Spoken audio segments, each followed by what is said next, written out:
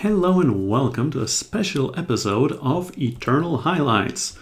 It is special because I did a slight misplay and didn't properly record the audio for this video, but the game was so amazing that I'm just now doing a voiceover of that game. So hello and welcome, and sit back, this is gonna take a while. And in this one we are playing against Parmele of the Misplay podcast fame. And the deck I am playing is a very experimental experiment with fire, time, shadow, self-sacrifice with Nexus, trying to make it work thingamajig. Something like that. Anyway, the goal of this deck is to just have a lot of units that I can sacrifice. We have ephemeral wisps that we can sacrifice to all iterations of what Profane Nexus does, and a lot of other shenanigans. So we are starting it rather slowly. This is not an aggressive deck. This is more like a mid-range-ish, but not really deck. Just a slow and clunky thing that I put together to make use of Profane Nexus, honestly. And Parmele is on, from what I remember, even-handed Elysian. I'm guessing with the Shimmer Pack backup. And the start is rather slow, but he already has a Xenon Obelisk that powers up his Devotee of the Sands. But chooses not to attack. Oh, and yes, I am running Tazbus in this 3-color madness thingy. There is also that. Now, I was thinking of doing one of several things, but in the end opted to just play a power and play my second Grenadine drone.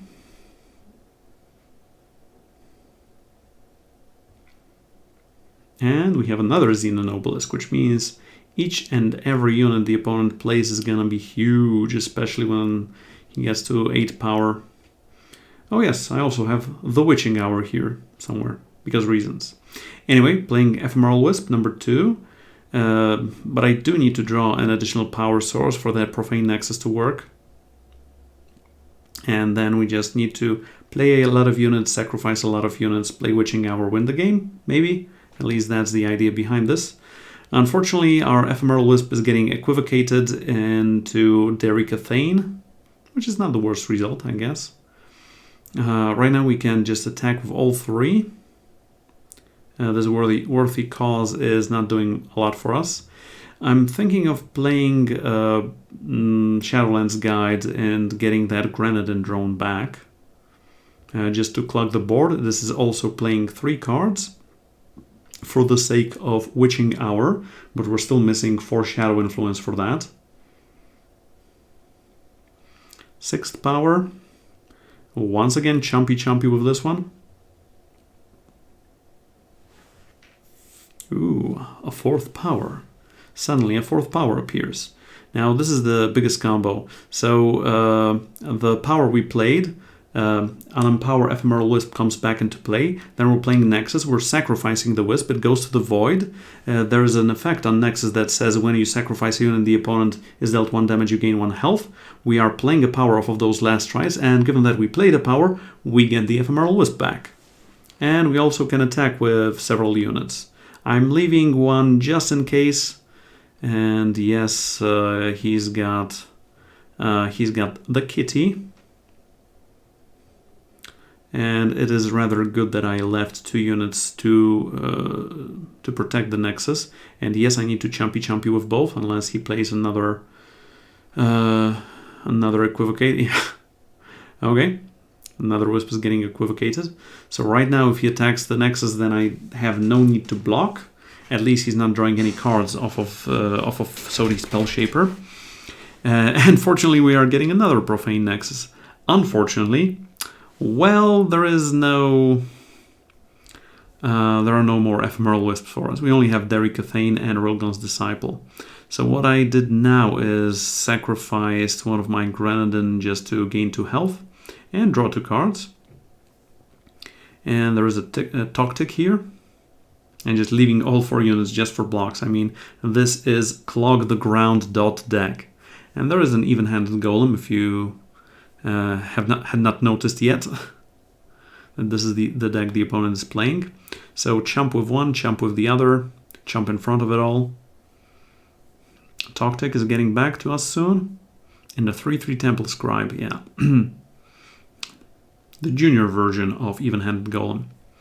Okay, so last rights, let's get another power in here while we can. We're getting another shadow. We could be playing Tazbu, but I think I want to clog the ground even further. Derricathane would show us what the opponent has. Ephemeral Wisp can just block. I'm thinking of doing something like Ephemeral Wisp, Grenadine Drone, and keeping Worthy Cause up.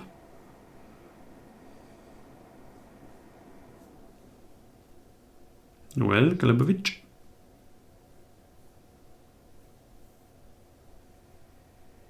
Yes, Ephemeral Wisp, Grenadine Drone, and keeping power open for that Worthy Cause.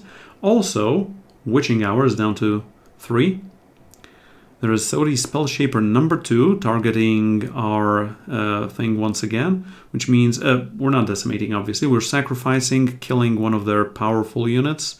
With a Spellshaper, we are dealing 1 to the enemy, we are gaining 1 health, but there is a backlash, which means we're not killing that unit after all. And he's attacking the Nexus again, which means we're not protecting the Nexus yet again. Oh boy, yeah, this is going to be long and arduous, as they say. Okay, I could play, I could get that back. I could play Tazbu. I could attack with Piercing Grief to gain some health, but I opted to go for Derricathane to see if he's got any more Equivocates in hand, and the answer is no. Because that makes a unit or spell, sorry, a spell or sight 1 more expensive.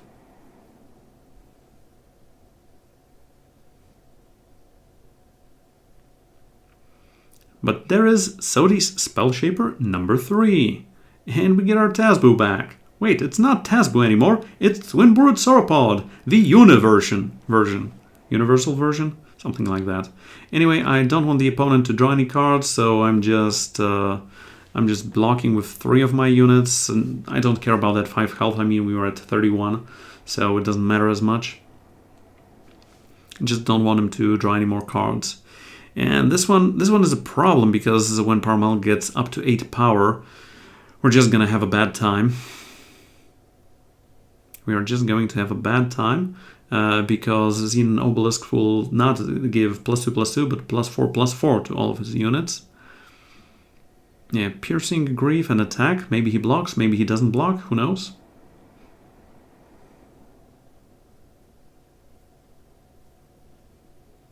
I mean, the goal is to sacrifice it to Worthy Cause anyway. So play, sacrifice it, get him off of 1 power so he doesn't get up to that 8. And play Railgun's Disciple and hope to, or not, or just get this one higher. So we can chump block the 5/5, we can regular block the 4/4.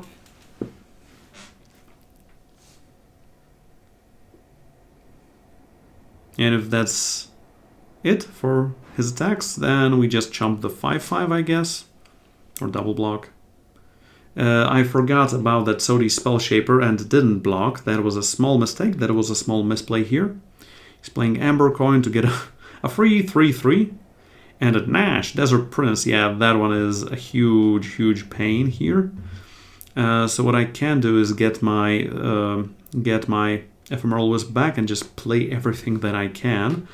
And we do have a 4/4 Deadly, a 4/4 Flyer, a 4/4 Lifesteal, and a 4/4 Killer. And using that killer to get rid of one of those units before they grow. Now he's got a 3/3 killer on his hands. But if he plays 1 more power, then those killers turn into 5/5. So he summons a 5/5 killer each turn. And yeah, I'm just looking at 4 Equivocates down, and but we're still clawing our way back up out of this mess. Okay, Talier's favored, giving him the 8th power to make all of his units even bigger. But he didn't get any more time sigils, which means he probably played all of them already from his deck. And I was wondering what's up. And yes, just attacking, not playing the power. We don't need to play that power. He's getting another 5/5 killer, 3/3 killer. and using 2 of those killers to kill my flyer. Then playing Nash, and then playing a power that would make those killers into 5/5s. So that was a double misplay, because the first one is he should have played the first Nash. He would get my flyer to the bottom of my deck, and then he should have played a power, which would made his killers into 5/5s, and he could kill 2 additional things of mine. So right now I'm still in a very much losing position here, but while I'm still above 1 health, I can still try and get out of this mess of a game. So yeah, I opted to double block here. I opted to double block here. And chump block there, just to stay in the game. Because for that Ephemeral Wisp, I can still play my Seed of Mystery, play a power, and get it back. To have a chump blocker for one of their 10/10s next turn, for example. Corendon Merchant. I could go for a Nexus or a Madness or something like that. I mean, all of these options are rather viable. But I had no idea what to go for. Stonescar Scrapper draws us cards. Madness, we have a lot of sacrifice effects in this deck. I really had no idea.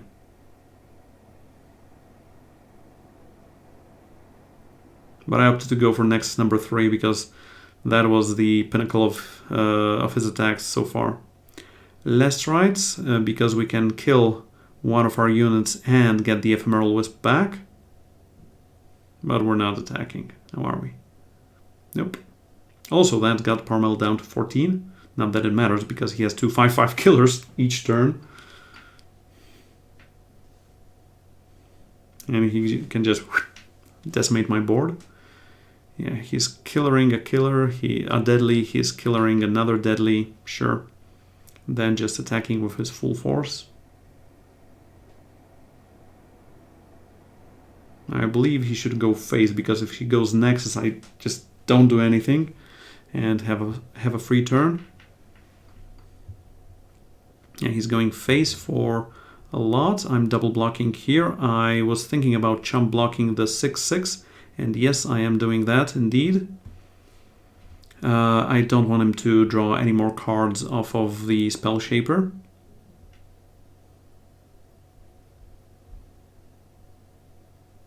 A Devotee of the Sands appears. Alright, we got a Crest of Chaos. So I'm going to devour this unit. Deal 1 damage. Draw 2 cards, one of them being Toctic with Destiny, into a Devour. Let's see what's on top of the deck. Another Profane Nexus. Sure. I think that's a rather decent thing, so I can sacrifice my Ephemeral Wisp. I mean, I'm still at 7 power. Dealing 1, gaining 1. Profane Nexus and Madness, which means I can go Madness, steal his Nash. Attack.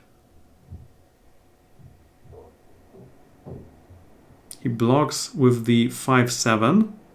Now I play the other Nexus, play Soul's Fury, sacrifice his unit, kill the other thing, and we're still alive somehow.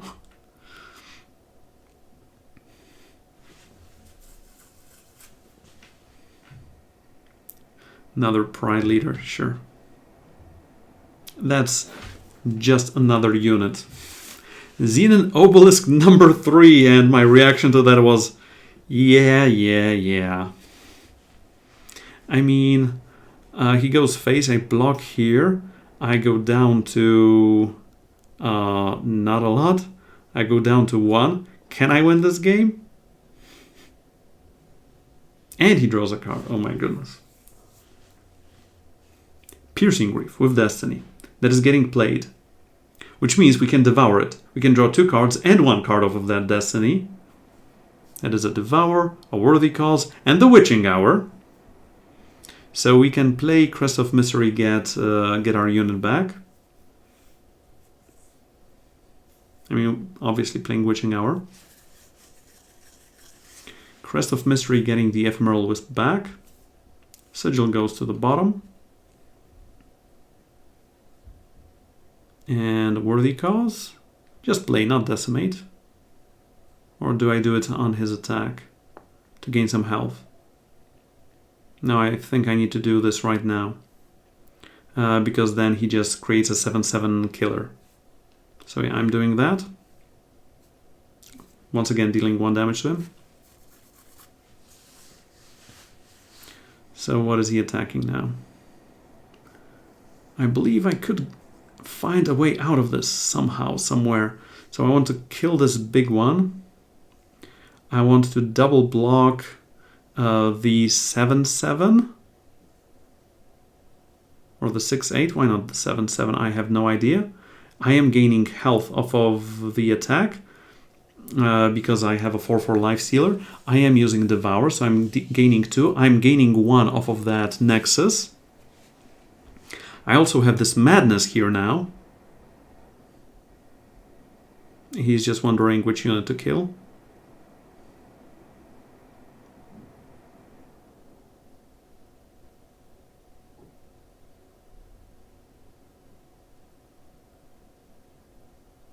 I have the Tazboo. I can play Last Rites. I have to play Last Rites on my unit, unfortunately. Deal 1 to the noggin.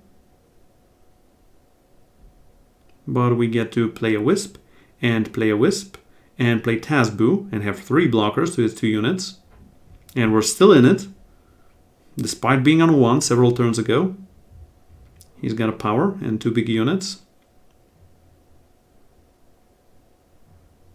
But where there's a will, there's a way, as they say. And we get Obrak the Feaster. Uncle Feaster. I could go for Goodness Grief and attack. If he blocks, I gain 3, take 1, draw a card, which puts me at 8. And ship the turn.